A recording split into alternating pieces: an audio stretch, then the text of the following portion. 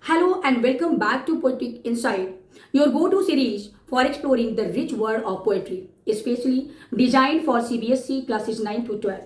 Today, we are diving into a timeless classic, a poem that celebrates the enduring power of beauty, John Keats, A Thing of Beauty.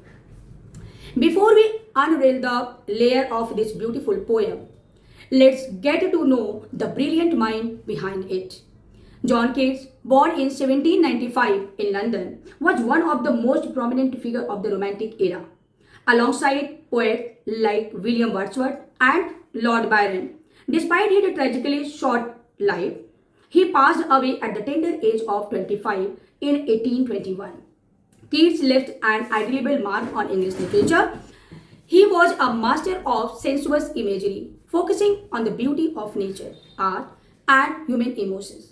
His works are characterized by their rich description, exploring the profound themes like love, death, and beauty, and his unique ability to evoke strong feeling in his readers. A Thing of Beauty is actually the opening line from the longer mythological poem Endymion, published in 1888.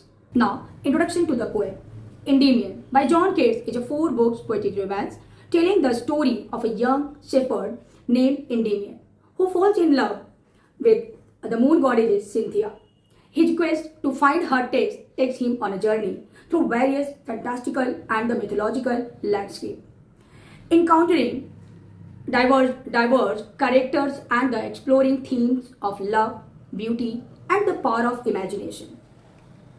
A poetic romance is a narrative poem, which is a type of poem that tells a story encompassing elements like plots, characters, setting, and the conflicts similar to a novel and a short story. A Thing of Beauty is philosophical exploration of beauty and its lasting impact on the human spirit.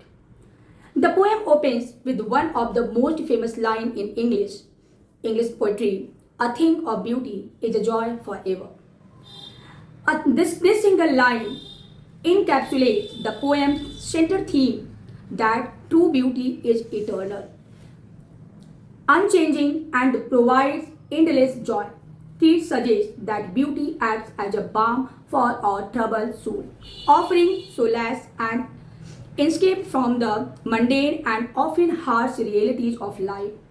It is a testament to the idea that even in the face of despair and gloom, beauty has the power to uplift and the individuate us. The poem beautifully illustrates how appreciating beauty in its myriad form keeps us connected to life and help us navigate its challenges. Now, line by line explanation.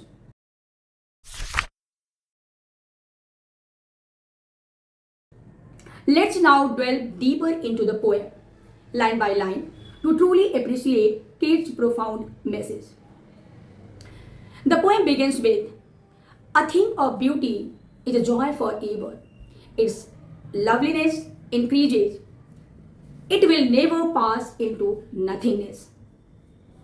Here, Keats establishes the eternal nature of beauty. Unlike fleeting pleasures, the joy derived from beauty doesn't diminish. In fact, its loveliness grows with time. It possesses a permanence that defies decay and oblivion. Now, the next line, "But still will keep a bower quiet for us, and a sleep full of sweet dreams and health and a quiet breathing." Now, but it means that provides a sanctuary, a bower quiet, a peaceful shady retreat. It offers not just a physical rest but also the mental tranquility, leading to sweet dream, good health, and sense of calm. This highlights beauty, restorative, and life-giving power. Now look at the next line. "Therefore, on every morrow are we wreathing a flower band to bind us to the earth."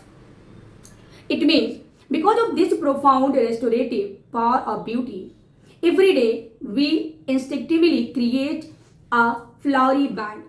This is a beautiful metaphor for our continuous connection of life, our renewed hope, and our desire to stay grounded despite its challenges. Through the appreciation of beauty, it's what keeps us attached and the hopeful. Now the next line.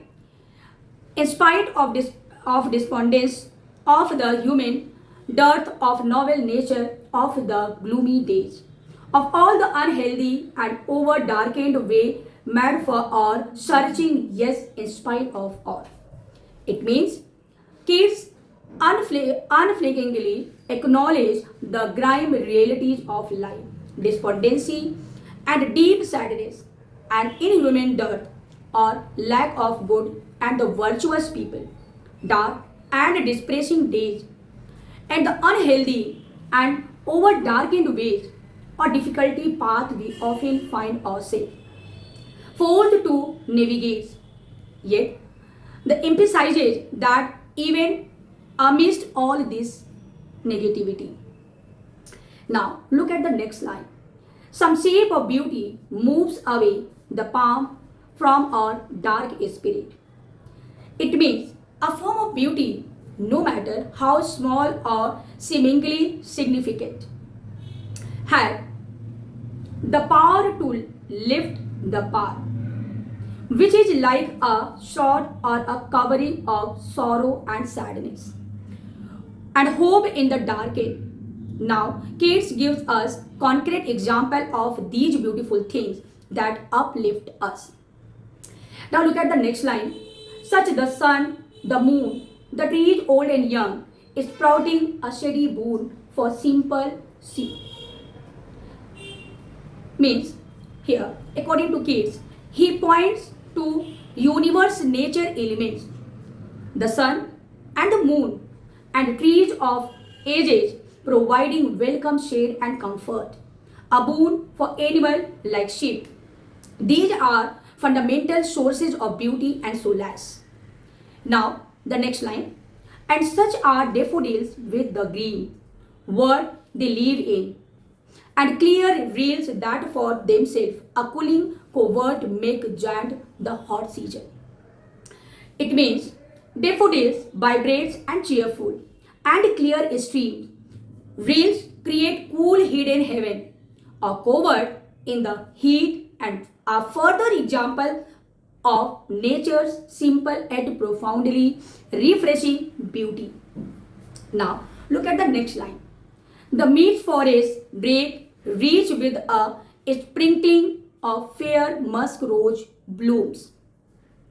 It means even a dense, often a wild part of the forest, a drake, when adorned with the fragrant musk roses, becomes a single exquisite beauty. This illustrates that beauty can be found even in unexpected, wild, and untamed places. Now look at the next line. And such too in the grandeur of the dooms we have imagined for the mighty dead, all lovely tales that we have heard or read. Here, Keats extends the idea of beauty beyond the tangible nature world. He includes the grandeur of the doom, the glorious fates, heroic sacrifice, and the noble death we have imagined. These inspiring narratives, whether historical accounts, fictional story, or lovely tales that we have heard or read, also possesses a profound beauty that uplift and inspired us. Now, look at the last two lines. An endless fountain of immortal drink pouring into us from the heavens brink.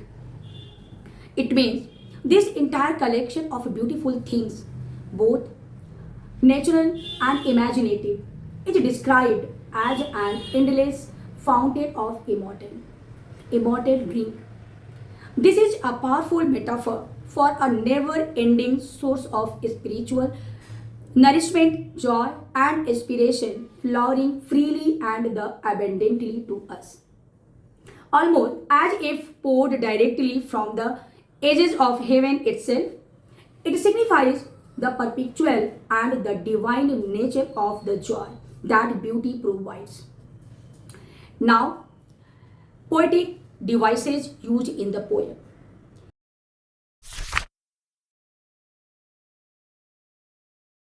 Keats, a master craftsman, employs several poetic devices to enrich a thing of beauty and enhance its impact.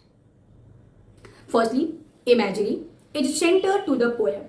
Keats creates incredible, vivid mental picture using descriptive words and phrases like quiet, sweet dream, flowery bands, saddy moon, clear rills, and musk roses blooms. These images appeals strongly to our senses, making the poem more engaging and emotionally resonates. Next, we have metaphor.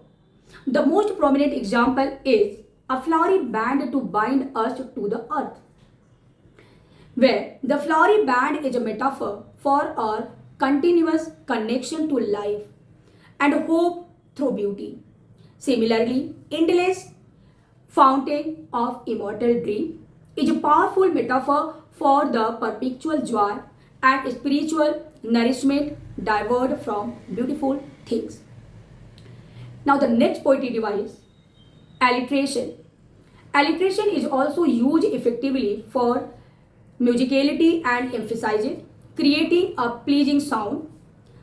Examples includes novel natures, gloomy days, and cooling coverts. Notice the repetition of consonant sounds. Keats frequently uses enjambments where lines runs into the next without a grammatical pause. This technique creates a continuous flow, mimicking the unending and flowing nature of beauty. The thought of increases. The thought of inspire. For instance, its loveliness increases, it will never pass into nothingness.